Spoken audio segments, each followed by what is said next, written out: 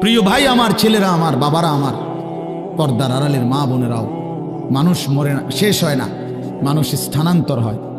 একবার মানুষ ছিল মাটিতে, সেখান থেকে খাবারে, সেখান থেকে বাবার বীর্যে, সেখান থেকে মায়ের জরায়ুতে, সেখান থেকে আবার বীর্যের ফোঁটা, জমাট রক্ত, গোশতের টুকরা, হাড্ডির খাঁচা, গোশতের আবরণ, নাক চোখ লাগানো, এরপরে আবার স্থানান্তর হয়ে মায়ের পেট থেকে দুনিয়ার জমিন, দুনিয়ার জমিন থেকে স্থানান্তর হয়ে কবর, কবর থেকে স্থানান্তর হয়ে হাসরের মাঠ, হাসরের মাঠ থেকে স্থানান্তর হয়ে একটু সামনে মিজানের পাল্লা, যেখানে হিসাব হবে আমল নামা, সেখান থেকে আরেকটু আগে স্থানান্তর হয়ে ফুলসেরাত, সেখান থেকে আরেকটু স্থানান্তর হয়ে জান্নাত কিংবা জাহান্নাম। জান্নাতে গেলেও চিরস্থায়ী, জাহান্নামে গেলেও চিরস্থায়ী। তো শেষ হইল কো? বুঝাইতে পারছি নি কথাটা? বলো ভাইয়া, একটা ছেলে বলো ভাই, শেষ হয়েছে কোথাও? মানুষ শেষ হয় না, এই জীবনের আর শেষ নাই, এই জীবনের আর কি নাই? মৃত্যু আছে, এটা মৃত্যু মানে শেষ না, মৃত্যু মানে সমাপ্তি না, স্থানান্তর। এই জন্য আমরা ইন্তেকাল করি, আমরা ইন্তেকাল বলি না, এই ইন্তেকাল মানে হলো স্থানান্তর। এই যে এটা এখানে ছিল, এখানে আনলাম, এই যে ইন্তেকাল, এখান থেকে এখানে আনছি, এটাও এক ধরনের ইন্তেকাল মানে স্থানান্তর। এজন্য মানুষ শেষ হয় না বন্ধু। আমি তো টেলিগ্রাফ দেখছি, এখন নাই। আমি তো ডাক পিয়নের চিঠি দেখছি, ওই রিতন চলে না। আমি তো ওই যে এমনি 1 2 3 গুণা যে টেলিফোন, সেটা ছিল না চাচা, আমরা তো ওইগুলো দিয়ে কাজ করছি। তো আপনি তো আরো বেশি দেখছেন, আমি তো আপনার চাইতে বয়সে কম। টিনটিতে অনেকক্ষণ অপেক্ষা করতে হইতো, ওই লাইন পর্যন্ত পৌঁছতে হইলে টিনটি অফিস হইয়া কই। এরপরে আপনার মোবাইলে আসলো, এই লম্বা লম্বা ডান্ডাওয়ালা মোবাইল, এগুলো 10 টাকা মিনিট। দোকানে গিয়া কাগজ দিয়া নাম্বার লিখকে লই আমরা যাইতাম দোকানদারের হাতে, দোকানদারে আপনার কল কইরা রিং রিসিভ করাইয়া তারপরে আমগো হাতে দিত।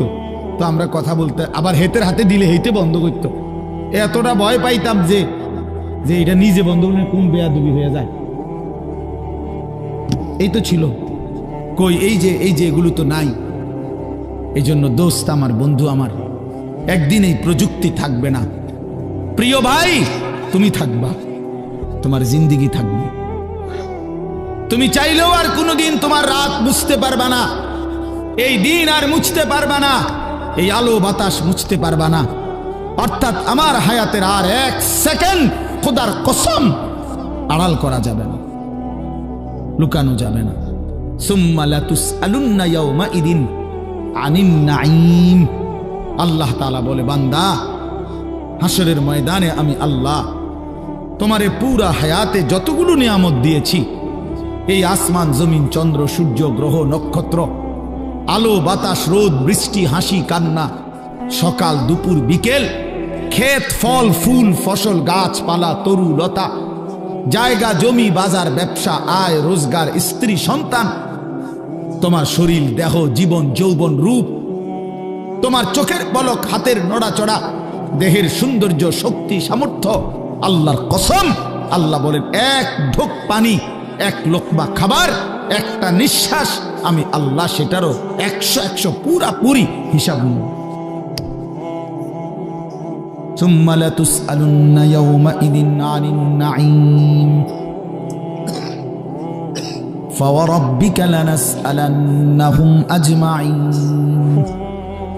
আল্লাহ বলে, বান্দা কসম করে বলছি আমি হিসাব নেব। ওয়াকিফুহুম ইন্নাহুম মাসউলুন। আল্লাহ ফেরেশতাদেরকে বলবে হাসরের ময়দানে, ফেরেশতারা আমার বান্দাদেরকে সারিবদ্ধভাবে দাঁড় করাও।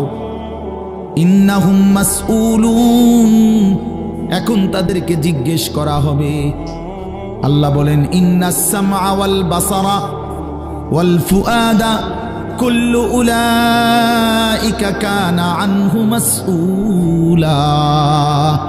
আল্লাহ বলে, বান্দা আমি নিজে আল্লাহ তোমার কানকে জিজ্ঞেস করব, চোখকে জিজ্ঞেস করব, এমন কি তোমার অন্তরকেও জিজ্ঞেস করব। ফুআদা অর্থ দিল। আল্লাহ জিজ্ঞেস করবেন দিল, তুমি বলো তোমার নিয়ে আমার বান্দা সারা জিন্দেগি কি কি জল্পনা কল্পনা করছে, কত লক্ষ নারীর অসভ্যতার উলঙ্গতা নিয়ে ভাবছে, বলো দিল বলো। মানুষে না দেখে নাই, মানুষে না সময় শুনে নাই, তো তুমি যুবক কত নারীকে নিয়ে অসভ্য ভাবনা ভাবছো। তুমি যতগুলো উলঙ্গ ছবি দেখছো, নাচ দেখেছো, প্রতিটা নারীকে নিয়ে তুমি কি কি কল্পনা করেছিলা বলো। ওয়া আসিররু কাওলাকুম আবিজহারু বিহি ইন্নাহু আলিমুম বিদাতিস সুদূর। আল্লাহ বলে, বান্দা আস্তেও যদি কথা বলো, জোরেও যদি কথা বলো, অন্তরেও যদি কিছু লুকিয়ে রাখো, আমি সব জানি। জানি কিনা? হ্যাঁ। শাহিদা আলাইহিম সামউহুম ওয়া আবসারুহুম ওয়া জুলুদুহুম বিমা কানু ইয়ামালুন। আল্লাহ বলে, বান্দা তোমার কান, চোখ, তোমার সারা দেহের চামড়া পর্যন্ত, জুলুদুহুম অর্থ চামড়া, আমি আল্লাহর কাছে তোমার পুরা জিন্দেগির ব্যাপারে সাক্ষ্য দিবে। ওয়া জুলুদুহুম ক্বালু লিমা শাহিদতুম আলাইনা।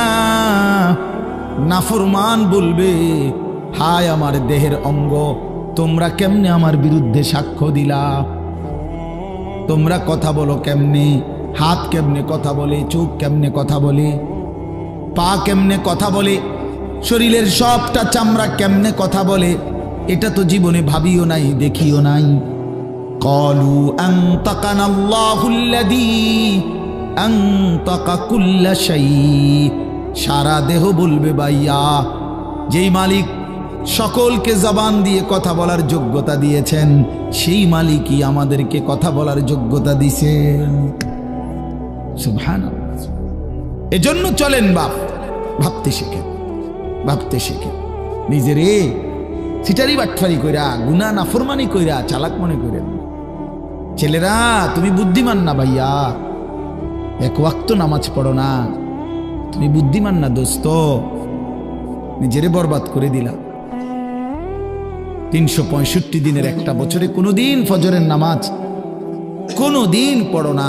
আহা, কেমনে এত বড় নাফরমান মুসলমান হই। খোদার 20 বছর ধরে, 25 বছর ধরে, 10 বছর ধরে যে নারী কোনোদিন পর্দা করে না, আহা, সে মুসলিম নারী হলো কিভাবে? সে মুসলমানের মেয়ে হলো কেমন? যে মেয়ে পরের ছেলের সাথে, পরের পুরুষের সাথে অবৈধ সম্পর্ক করে, হারাম সম্পর্ক করে, ওই অসভ্য নির্লজ্জ বেহায়া নারী, সে মুসলমানের মেয়ে হয় কেন? মুসলমানের কন্যা হয় কেন? এজন্য বেপর্দা নারী মনে রাখবেন, বেহায়া নারী কোন বেপর্দা নারী, নারী না। বেহায়া মহিলা, মহিলা না। তারে মহিলা বলে না, তারে নারী বলে না, সে ভিন্ন কিছু, হয় প্লাস্টিক, নয় রাবার, নয় অন্য কিছু, সে প্লাস্টিক সামগ্রী। নারী বলে তাকে ইজ্জতের কদর করে যে, সতীত্বের কদর করে যে, নারী বলে তাকে পুরা দেহে হায়া লজ্জা থাকে যার, নারী বলে তাকে আল্লাহর রাসূল বলছে আওরাতুন, নিজেকে গোপন রাখে যে, আড়াল রাখে যে, লুকিয়ে রাখে যে, হীরা মণি মুক্তা রাস্তায় ফেলে দিতে নাই। রাস্তার পাথর তো পিচ ডালা যে কাজ করে, এগুলো না রাস্তার পাথর। হীরা মণি মুক্তা ওগুলাও পাথর, কিন্তু সেটা রাস্তায় ফেলে দেয় না। ডায়মন্ড রাস্তায় ফেলে দেয় না। নারী হীরা, নারী মণি মুক্তা, নারী ডায়মন্ড। এজন্য নারীকে আগলে রাখতে হয়, পর্দায় রাখতে হয়, লুকিয়ে রাখতে হয়, আড়ালে রাখতে হয়, গোপনে রাখতে হয়। আর সেই আড়ালে থাকা নারী দুনিয়াতেও দামি হয়, আখিরাতেও দামি। এজন্য রাবেয়া বসরি আজও দামি, আজও দামি। মা ফাতেমা আজও দামি, আয়েশা আজও দামি, হযরতে খাদিজা আজও দামি। আর এই মাঝখান দিয়া এই 1400 বছরের মধ্যে যত সুন্দরী, যত রূপসী, যত বেহায়া নারী কত রঙে রসের গুইরা জীবন শেষ করছে, কত পুরুষরে দেখাইছে, কত মানুষকে দেখাইছে, ওই বেহায়া বেপর্দা নারীর নাম আজকে কোনো কুত্তাও লয় না, কুত্তাও লয় না, কুত্তাও লয় না, কুত্তাও নেয় না। মানুষ তো দূরে থাকে, বেহায়া নারীর নাম কুকুরও নেয় না, ঘৃণা করে, তারে ঘৃণা করে। নারী তো বহুতই দামি, নারী তো মা। সোয়া লাখ আম্বিয়ায়ে কেরাম, সমস্ত নবীরা নবীর মায়ের পেটে আসছেন, আউলিয়া, সাহাবা, উলামা, যুগে যুগে এই কোটি কোটি ইমানদার, নেককার, আল্লাহর প্রিয় বান্দা সব তো মায়ের গর্ভ ধরে এসেছে, ঠিক না? তো মা কতটা দামি, নারী কতটা দামি, নারী কতটা দাম। আহা বোন, সে বুঝল, সে সামান্য এক ফালতু ছেলে, যে ছেলের কোনো চরিত্র নাই, যাতে কেমনে মোতে এইটাও কইতে পারে না, এতে খারাইয়া মোতে না বইয়া মোতে না আটতে আটতে মোতে, এই অপদার্থ জানোয়ার, একটা চতুষ্পদ প্রাণীর মতো যার জীবন, এই বখাটে দুশ্চরিত্র রাস্তার মানুষকে দেখাইবার জন্য যেই মেয়ে, যেই নারী বেপর্দা চলে, তার মতো নিম্ন রুচির মানুষ আর কে হইতে পারে মিয়া? আরে বেড়ি, কারে দেখাইতে বাইরে গেলি? কি বাইজিদ বোস্তামিরে দেখাইতা? তুমি যে বেপর্দা বাইর হইলা, তোমার রূপ যৌবন দেখবে কেডা? জোনায়েদ বাগদা দিয়ে নাকি? কথা কয় না তো। যেই পুরুষগুলো দেখবে রাস্তায়, যে ছেলেগুলো তোমারে দেখা, তাদের কোনো আখলাক নাই, তো তারা এই বেপর্দা নারীকে দেখে কি মন্তব্য করবে? দিলে কল্পনা করবে কি? যদি সেই কল্পনার রিপোর্ট আইতো আলটা, তাহলে না বুঝা যাইত। বুঝেন নাই কথাটা? একজন বেহায়া মেয়ে, বেহায়া নারী যখন বেপর্দা যায়, তো মনে করেন 30 জন পুরুষ তারে এখান থেকে দেবিদ্বার শহর মানে উপজেলা পর্যন্ত যাইতে গিয়ে তারে দেখছে, ধরেন এই 30 বেড়া এই বেডিরে লিয়ে কি ভাবছে, এটার যদি একটা রিপোর্ট আইতো, রুগীর মতো আলট্রা রিপোর্ট, বুঝছেন না আপনার কথাটা? ইসিজি রিপোর্ট যদি আইতো, তাইলে না বুঝতো এই অসভ্য নারী যে তারে নিয়ে রাস্তার পুরুষ কত নিকৃষ্ট জঘন্য কল্পনা করে। আল্লাহ আমাদের মাদেরকে লজ্জা দান করেন, পর্দা দান করেন। যে নারীর পর্দা নাই, কিচ্ছু নেই। ইজা লাম তাস্তাহি ফাসনা মা শিতা, নবীজি বলছে তোমার যখন কোনো হায়া নাই, আল্লাহর কসম, এটা হাদিস, নবীজি সাল্লাল্লাহু আলাইহি সাল্লাম বলছে যখন কারো লজ্জা নাই, সে যা ইচ্ছা তাই করুক, যা ইচ্ছা তাই করুক। ফাসনা মা শিতা, আমি নবী আর জানি না, যা তুই বেশরম বেহায়া বাইরে আনতে, তোর যেটা মন চায় সেটা কর, আমি রাসূল আর তোকে চিনি না। তখন সুপারিশ করবে কে? হাসরের ময়দানে কার কাছে যাইতে হবে? তো তিনি তো তারা এই দিলেন, যা ফাসনা মা শিতা।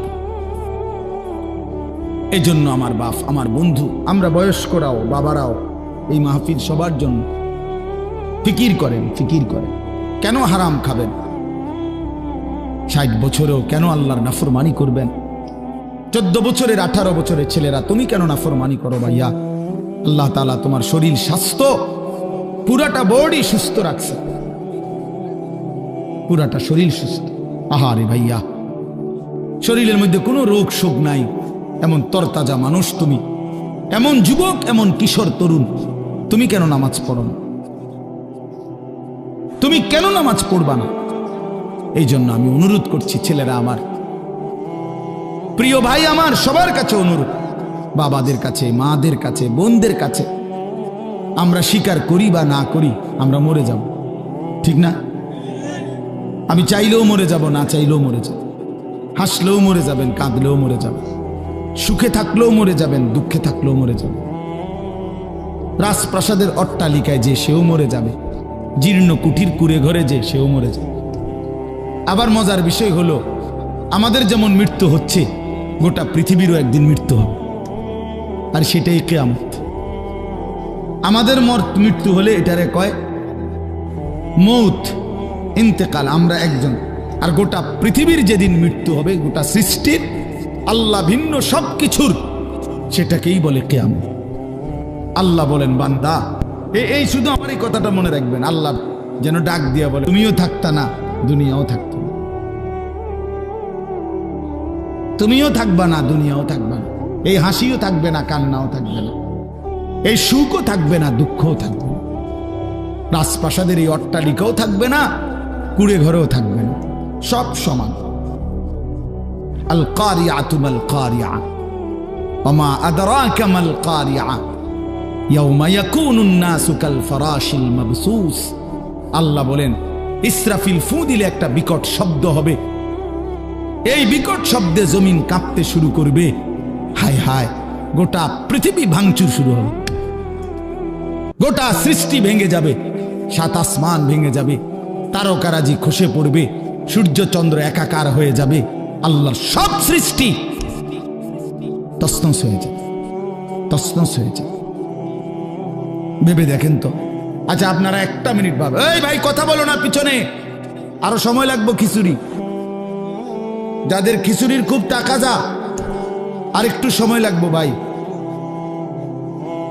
না, অনেকের আছে এমন, মানে চিল্লা যে ইদারে হুজুরি ইডি কিত্ত কয়, যেটা খাবানের এটা না খাবাই লেব। মাহফিলের শ্রোতা দুই ধরনের হয়। এক ধরনের হইল ওয়াজ শুনে, সাথে যদি কিছু মিলে তো রিজিক মিলল। আর আরেক ধরনের হইল মেহমান, মানে উনি শুধু রাত যদি 3টাও বাজে উনি বাইরে ঘুরে, কারণ উনি তো মূলত মেহমান। হ্যাঁ, উনি মেহমান না, খাওয়িন না ফাটি, এটা কইলে কেমনে আপনারা বলতে পারেন, আমি তো ভদ্রতার সাথে বললাম মেহমান, তবে একটু শরম কম,